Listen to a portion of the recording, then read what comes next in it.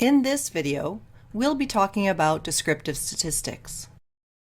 When you begin to analyze data, it's important to first explore your data before you spend time building complicated models. One easy way to do so is to calculate some descriptive statistics for your data. Descriptive statistical analysis helps to describe basic features of a data set and obtains a short summary about the sample and measures of the data. Let's show you a couple different useful methods. One way in which we can do this is by using the describe function in Pandas. Using the describe function and applying it on your data frame, the describe function automatically computes basic statistics for all numerical variables. It shows the mean, the total number of data points, the standard deviation, the quartiles, and the extreme values. Any NaN values are automatically skipped in these statistics. This function will give you a clearer idea of the distribution of your different variables. You could have also categorical variables in your data set. These are variables that can be divided up into different categories or groups and have discrete values. For example, in our data set we have the drive system as a categorical variable, which consists of the categories forward wheel drive, rear wheel drive, and four-wheel drive. One way you can summarize the categorical data is by using the function value_counts. We can change the name of the column to make it easier to read. We see that we have 118 cars in the front-wheel drive category, 75 cars in the rear-wheel drive category, and 8 cars in the four-wheel drive category.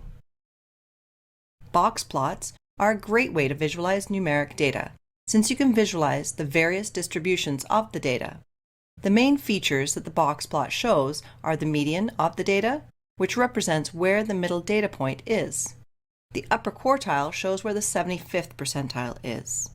The lower quartile shows where the 25th percentile is. The data between the upper and lower quartile represents the interquartile range. Next, you have the lower and upper extremes. These are calculated as 1.5 times the interquartile range above the 75th percentile, and as 1.5 times the IQR below the 25th percentile. Finally, box plots also display outliers as individual dots that occur outside the upper and lower extremes. With box plots, you can easily spot outliers and also see the distribution and skewness of the data. Box plots make it easy to compare between groups. In this example, using box plot, we can see the distribution of different categories of the drive wheels feature over price feature. We can see that the distribution of price between the rear wheel drive and the other categories are distinct, but the price for front wheel drive and four wheel drive are almost indistinguishable. Oftentimes, we tend to see continuous variables in our data. These data points are numbers contained in some range. For example, in our data set, price and engine size are continuous variables. What if we want to understand the relationship between engine size and price? Could engine size possibly predict the price of a car? One good way to visualize this is using a scatter plot. Each observation in a scatter plot is represented as a point. This plot shows the relationship between two variables. The predictor variable is the variable that you are using to predict an outcome. In this case, our predictor variable is the engine size. The target variable is the variable that you are trying to predict. In this case, our target variable is the price, since this would be the outcome. In a scatter plot, we typically set the predictor variable on the x-axis or horizontal axis, and we set the target variable on the y-axis or vertical axis.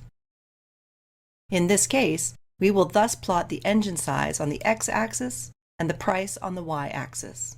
We are using the matplotlib function scatter here, taking in x and a y variable. Something to note is that it's always important to label your axes and write a general plot title so that you know what you're looking at. Now, how is the variable engine size related to price? From the scatter plot, we see that as the engine size goes up, the price of the car also goes up. This is giving us an initial indication that there is a positive linear relationship between these two variables.